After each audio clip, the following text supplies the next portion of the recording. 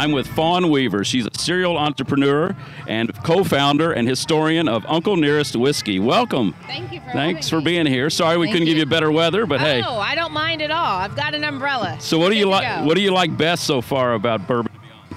The music. Yeah. I mean, I get to drink whiskey all day long. I live in a distillery, right? Exactly. And so I get to drink whiskey all day long. It has been my drink of choice for a very long time. But this music is killer. So what you've been successful in a lot of things, investments. Now you're involved with whiskey. You have a nonprofit. What drives you to excel in all these areas of expertise? Legacy. Okay. Legacy. Great. So what began as building a legacy for my family turned into building a legacy for Nearest Green's family. That's great. Yeah. You've got a lot of things going on. There's a park, scholarships, all kinds of stuff. Yes, we put 10 of every single one of Nearest's descendants that are in college. Okay. So we have 8 in undergraduate, 2 in graduate school across this country, University of Tennessee, and just all over Texas A&M. And we pay full rides for all of them. Okay. And so I'm involved in all their lives because I require them to get a 3.0 or greater. Nice. And smart. So yes, so they get the phone calls from me, making sure they've got their 3.0s. That's great. Yeah. Can you tell us a little bit about the whiskey and how you pick the bottle and those kind of things? Absolutely. Well, it's a beautiful whiskey coming out of Tennessee. Okay. And we launched in July of last year. That's great. We are already in 40 states. Wow. And we are heading into 8 more before the end of this year. So we're in 4 popular. countries outside of the U.S., and we're heading into 7 more this year. Great. And so I would probably say that it's the, if it's not the most well-received independent brand coming out of whiskey ever, it's got to be in that top. I haven't found one that's been received quite like this. And the bottle, so if you look at this, when you think about Nearest Green for us, it's so much about regalness and just the legacy that he created. So it's a bit like a cummerbund and a tuxedo. And the bottle, if you look at, there's a lot that is still left without whiskey in it. Okay. On the sides here. The intention of it is for that to feel like it's encased. Okay. And that's because when we talk about Nearest, we say he turned water into gold. Yeah, that's true. And you got to encase gold, right? Great. Yes. So can you talk a little bit about Uncle Nearest and kind of just in a couple sentences? I know we don't have enough time to really get in. It's good. His history, but yeah. So Uncle Nearest is the first African-American master distiller on record in the United States. This Uncle Nearest, the brand, is the first bottle of any spirit. So we're talking about vodka, rum, gin, anything to ever honor an African-American. That's great. Ever. So next year we will celebrate 400 years in this country.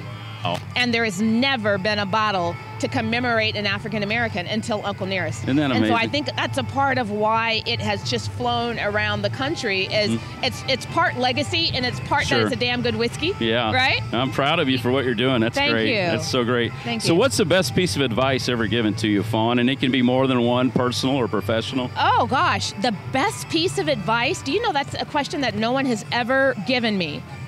The best piece of advice ever given to me: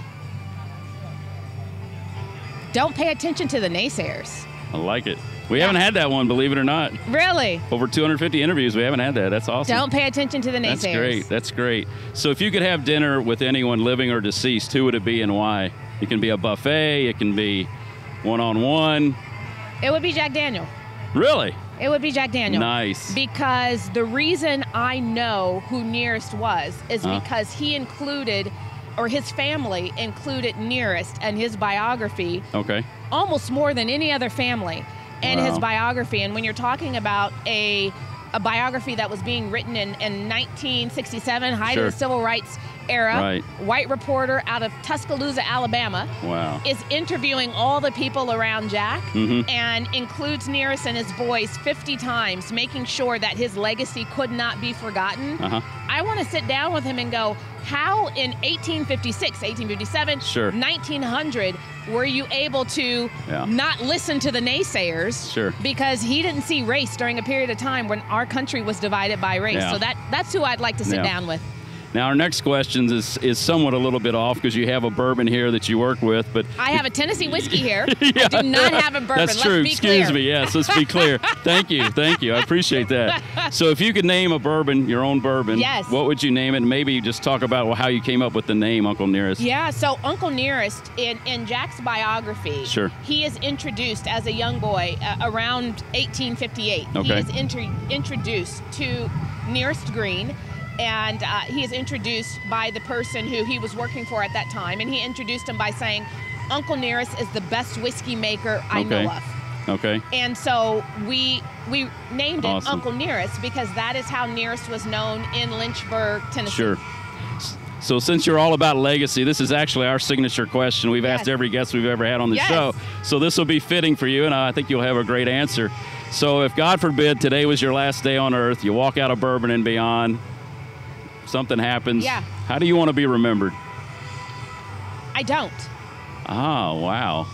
Wow. I want for people to remember Nearest Green, and 100 That's great. years from now, I want to make sure that on the shelves, they know Johnny, they Yeah. know Jack, they know Jim, and they know Nearest. Wow. If I die today, and Sure. 100 years from now that happens, I don't care if anybody remembers my name. That's great. Wow, I think that's a great note to end on. I've got goosebumps Ah! with you saying that. Thanks, Thank you so Kirt. much, Fawn, for being on Moxie Talk with Kirt Jacobs. Thank you. And we'll be back with more from Bourbon and Beyond. Thanks so much.